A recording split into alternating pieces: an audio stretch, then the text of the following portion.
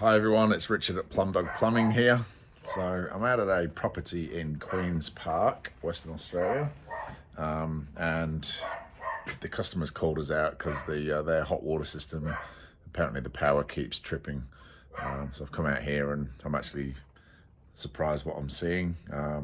Behind me is a solar tank.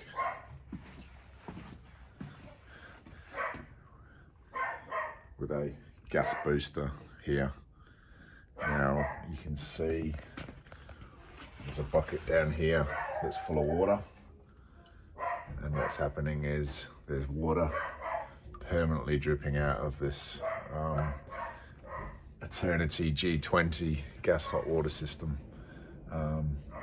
Now inside these systems it's gas as the fuel, but they're full of electronics there for all sorts of stuff. So that's basically a gas continuous flow hot water system that we can either find installed just on its own, or in this case it's actually been installed with the solar setup. So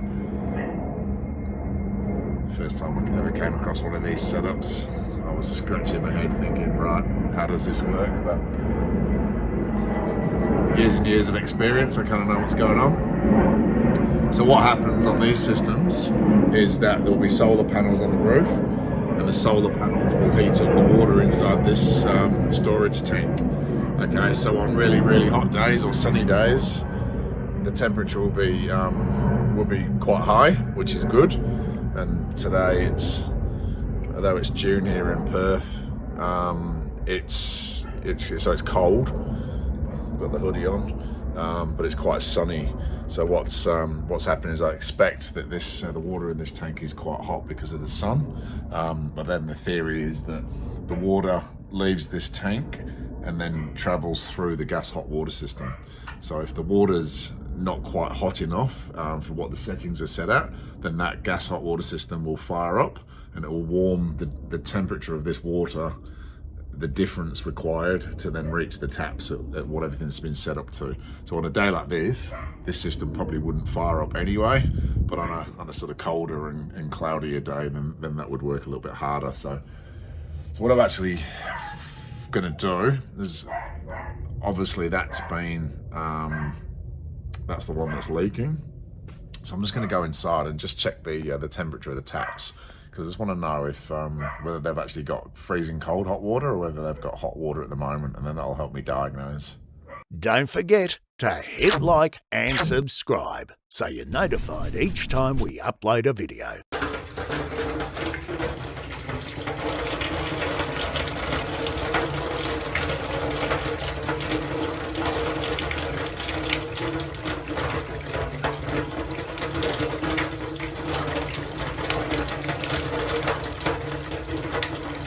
Right, so as you just saw there, testing the hot water inside, is they do have hot water. You can see it's at 55 degrees there.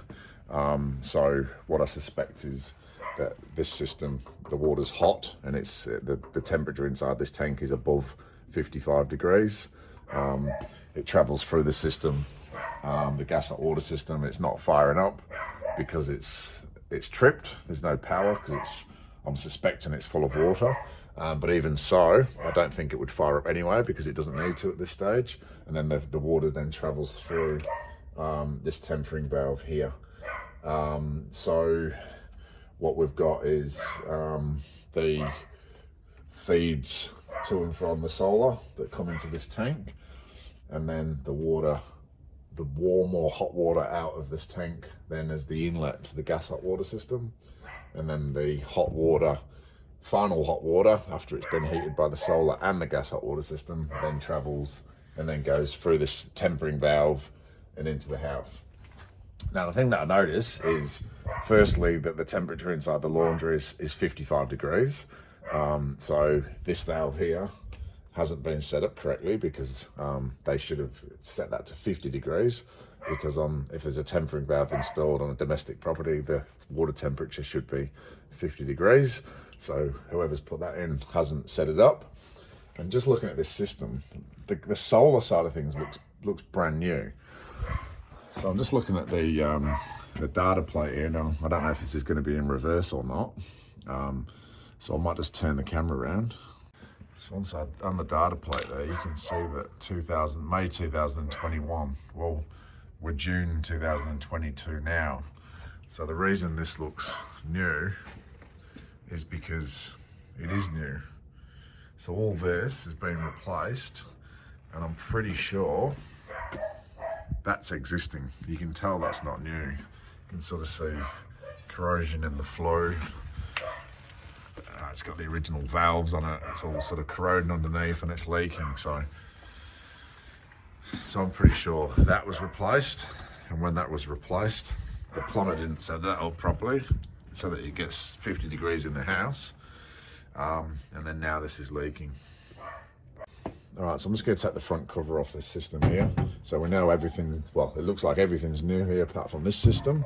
So I'm suspecting I'll take the cover off, it'll be full of water. And then it'll be a case of quoting to get that replaced. So there's a new gas booster system installed on the new solar system. And then that should be the end of the troubles for the customer. All right, so I've made sure that the power is off.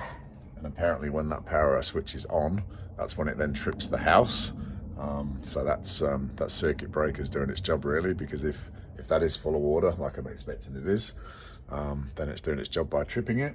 So for my safety, the power is off, and it's always not a bad idea to unplug it as well, just as a backup, because I'm not an electrician. And then I'm just going to take off the front cover now for the first time, so you guys are going to see what I see. And what do we got here? Let's turn the camera around.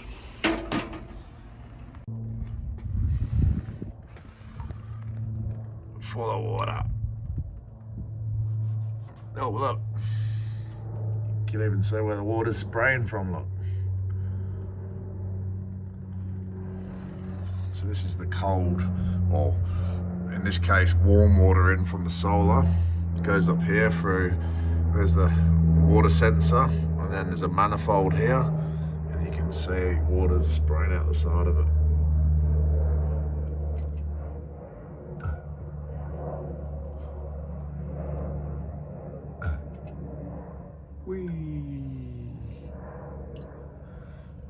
So there you go. So as you can see, it's all corroded out, split.